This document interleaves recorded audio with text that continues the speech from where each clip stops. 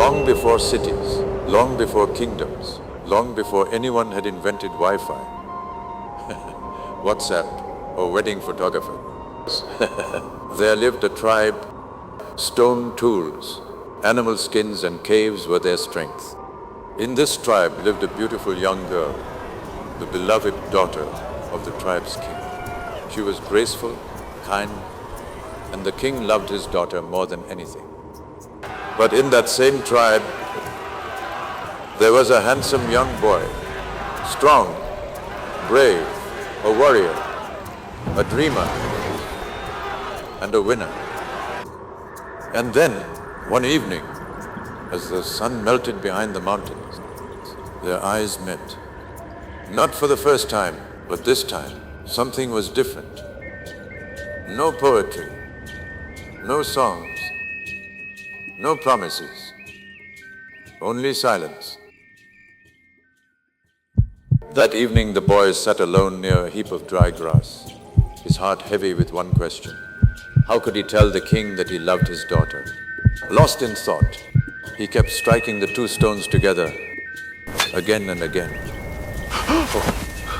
And then from his worry came a spark, a tiny flame that would change the tribe forever. For the first time, the tribe gathered around fire, amazed, grateful, and full of hope. The king blessed their love, joined their hands before the tribe, and under the glow of the first fire, they lived happily ever after.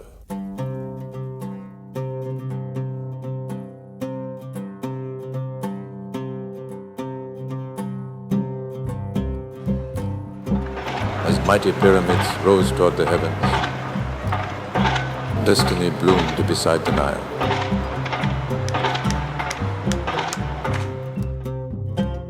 In the heart of Egypt lived Princess Cleopatra, graceful, radiant, and as precious to the kingdom as the Nile itself. Across the Nile arrived a mighty Egyptian prince, noble, fearless, and carrying the grace of a warrior and the heart of a king. As they wandered through the gardens of Babylon, their eyes met among flowers and butterflies, and in that single moment, love found them. Thus, the beautiful Cleopatra and the mighty prince were married, and beneath the blessings of Egypt, they lived happily ever after. In the age of the greatest and fiercest war ever known, kingdoms stood on the edge of destiny, and history waited for its final battle. But this war was unlike any other. It was not fought with swords and arrows, but on a cricket pitch in the great IPL league. The king and his men watched in silence, their hearts pounding, as Sunrisers Hyderabad needed 36 runs from the final 6 balls to save the kingdom. Then, from the dust of defeat, a fierce batsman walked in, fearless in his eyes, fire in his heart, and destiny resting on his bat. One after another, he sent the ball soaring beyond the battlefield as the stunned crowd watched sixes rain like arrows from the heavens. Another ball, another 6, and with every mighty strike, hope returned to the kingdom like thunder across the sky. And with the final 6, the impossible became history. The hero had done it, and Sunrisers Hyderabad had won the war. The overjoyed king blessed the hero, gave him his beautiful daughter's hand in marriage, and the victorious batsman and princess lived happily ever after.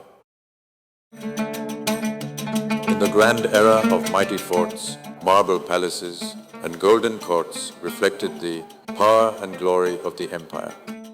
In the quiet beauty of the royal gardens, the queen sat with a heavy heart, with sadness hidden behind the crown.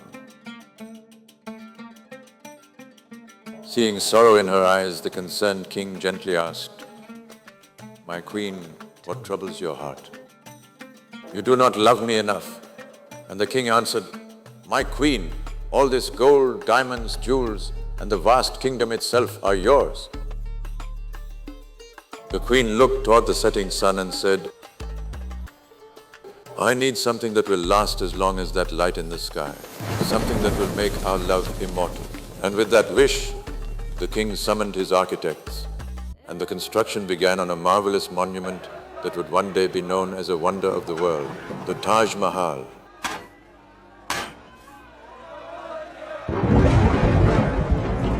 The queen's heart was finally at peace, and before the world rose the Taj Mahal, an eternal symbol of love.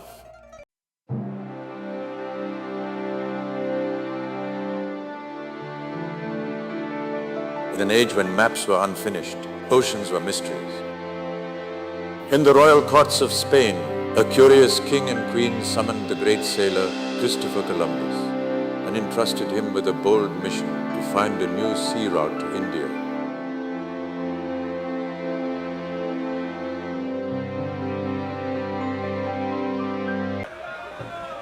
He loaded his ships with men, maps, food, and hope, and set sail into the unknown sea in search of India.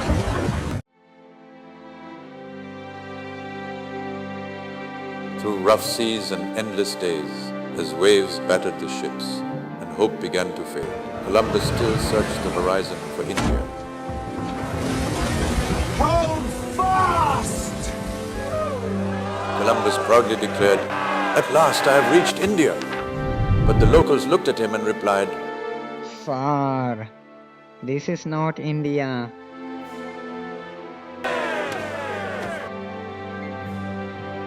Columbus soon realized he had not found India, but among the tribe, he found a beautiful girl, and in that instant, his heart forgot the map.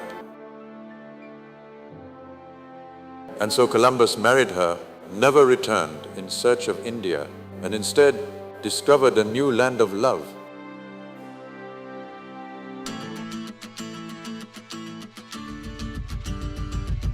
After lifetimes of fire, kingdoms, battles, monuments, and oceans, destiny finally arrived in the modern world. One day, across distance and time zones, a simple message connected Roshitha and Akshay. That is so funny. I know, right? I can't stop smiling. It is just perfect. It is beautiful. One day, Roshitha gathered her courage and told Nilesh and Vanitha that her heart had chosen Akshay. I have given this a lot of thought, and Nilesh and Vanitha were happy for her, but with love and concern they asked, Do you really know him enough? Roshitha smiled softly and said, Yes, I know him. I have always known him.